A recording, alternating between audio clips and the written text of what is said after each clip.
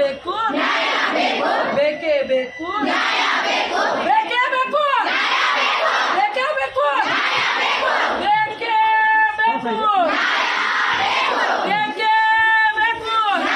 बदनसीबी की बात यह है कि प्रोटेस्ट हमारे मुल्क वालों से हमें करना पड़ रहा है, हमारी इज्जत बचाने के लिए, हमारी जान बचाने के लिए, क्योंकि हम बहुत सालों से देख रहे हैं कि बलात्कार के केसेस और साथ में बलात्कार के साथ वहाँ पे बहुत सारे टॉर्चर्स के साथ, बहुत जुल्म के साथ बलात्कार करने के केसेस हमारे नज़रों के सामने आते हैं। पहले जब हमने किताबों में पढ़ा था कि इंसान जानवर है, जानवर से फिर उसने इंसान बना, पहले चिंपैंजी के जैसे था, फिर बंदर से बना, फिर इंसान बना। आज जब भी हम पेपर खोलते हैं तो हम डेली जानवरों को पेपर में देखते हैं कि इस दरिंदे ने बलात्कार किया, उस दरिंदे ने बलात्कार किया। ये किसकी छूट है? ये किसकी छूट है? क्योंकि आज मोमिता है, इससे पहले नेहा थी, इससे पहले उन्नाव का केस था, उससे पहले हथरास था, उससे पहले जो है हमारे आंध्रा का केस था। ये कितने केसेस होंगे और कितनी लड़कियों को जाने देनी पड़ेंगी और कितनी लड़कियों को इतनी बेदर्दी से मारा जाएगा? कब सरकार की आंखें खुलेंगी? कब एक ऐसा कानून आएगा कि बलात्कार करने वाला ख्वाब और ख्याल में भी बलात्कार के बारे में नहीं सोचेगा? कब आएगा ये कानून? आज हम इतने मजबूर हो चुके हैं कि दिन मन बोलता है कि अगर आप बलात्कारियों को सजा नहीं दे सकते तो एक काम करो, देश की बेटियों को तो फांसी पे लटका दो। अगर आप में वो ताकत नहीं है कि बलात्कारियों को आप सजा नहीं दे सकते तो देश की बेटियों को फांसी पे चढ़ा दो, क्योंकि उतनी दर्दनाक मौत से अच्छा है कि बेटियां फांसी पे चढ़ जाए, क्योंकि एक आजादी होगी कि अपनी इज्जत बचाने की आजादी में लड़कियां शहीद होंगे। ये तो आएगा हमें। उतनी दर्दनाक मोमिता की एक गरीब बच्ची जो पढ़ लिख कर 36 घंटे अपनी ड्यूटी खत्म करके जहां पर रेस्ट को जाती है, उसके साथ जहां पे ड्यूटी कर रहे हैं वहीं पे बलात्कार होता है। सोचिए साहब, क्या औरत कहाँ सेफ है? क्या घर में सेफ है? क्या ड्यूटी पे सेफ है? क्या रास्ते पे सेफ है? सब लोग बोलते हैं हम राम भक्त हैं, तो राम राज्य क्यों नहीं बन रहा है? राम राज्य ये नहीं है जहां औरतों का बलात्कार किया जाए, जहां औरतों को जान से मारा जाए। राम राज्य वो है जहां पे औरत रात में भी आजादी के साथ घूमे और उसकी इज्जत पे और उसकी जान पे हमला ना हो। कहाँ है राम राज्य? कहाँ है भारत माँ के बेटे?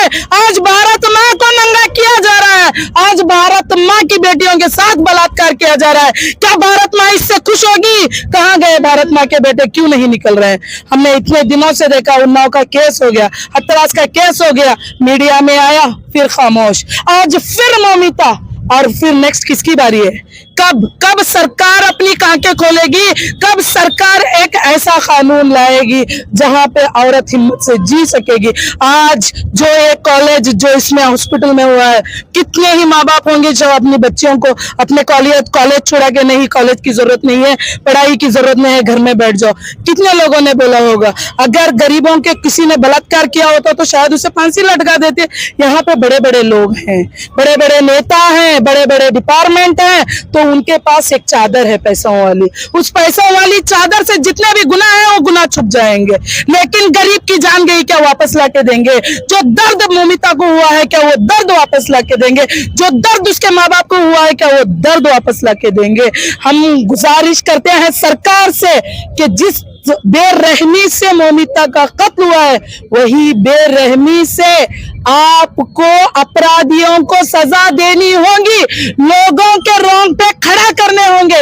एक बार अब हम 5-6 दिन पहले एक रोंगटे खड़ा करने वाली वारदात देख चुके हैं, वो वारदात थी मोमिता की। अब आप इंसाफ में ऐसे रोंगटे खड़ा करवाइए कि कोई भी ख्वाब ख्याल में बलात्कार के बारे में ना सोचे। उड़ान वेलफेयर असोसिएशन ಹಾಗೂ ಕರ್ನಾಟಕ ಮಹಿಳಾ ವಿವಿಧ ಉದ್ದೇಶಗಳ ಸಹಕಾರ ಸಂಘದ ವತಿಯಿಂದ ಕೋಲ್ಕತ್ತಾದಲ್ಲಿ ಪೇಣಿ ಡಾಕ್ಟರ್ ಆದಂತ ಮೊಮಿತಾ ಅವರ ಒಂದು ಕ್ರೂರ ಹತ್ಯೆ ಮತ್ತು ಬಲಾತ್ಕಾರವನ್ನು ಖಂಡಿಸಿ ಇವತ್ತು ನಾವು ಇಲ್ಲಿ ಒಂದು ಪ್ರೊಟೆಸ್ಟ್ ಅನ್ನ ಮಾಡ್ತಾ ಇದ್ದೇವೆ। ಬಹಳ ಒಂದು ನಾಚಿಕೆ ವಿಷಯ ಅಂತ ಹೇಳಬಹುದು। ಇವತ್ತು ನಾವು ನಮ್ಮ ದೇಶದ ಸರ್ಕಾರದ ಮುಂದೆ ನಮ್ಮ ಪ್ರಾಣ ನಮ್ಮ ಮಾನ ಉಳಿಸಲಿಕ್ಕೆ ನಾವು ರ್ಯಾಲಿ ಮಾಡಿ ಹೇಳುವಂತ, ನಾವು ಪ್ರೊಟೆಸ್ಟ್ ಮಾಡಿ ಹೇಳುವಂತ ಪರಿಸ್ಥಿತಿ ಇವತ್ತು ಬಂದಿದೆ।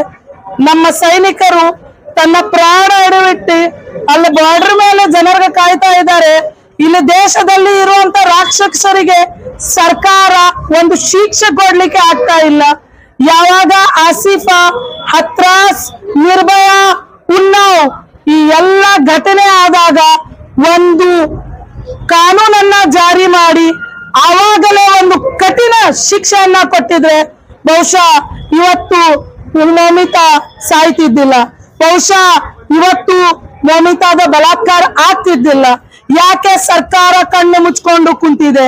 ಯಾಕೆ ಸರ್ಕಾರಕ್ಕೆ ಹೆಣ್ಣಿನ ರಕ್ಷಣೆ ಬಗ್ಗೆ ವಿಚಾರವಿಲ್ಲ? ಇನ್ನು ಎಷ್ಟು ಹೆಣ್ಣು ಮಕ್ಕಳು ಪ್ರಾಣ ಕೊಟ್ಟ ಮೇಲೆ ಸರ್ಕಾರಕ್ಕೆ ಬುದ್ಧಿ ಬರುತ್ತೆ?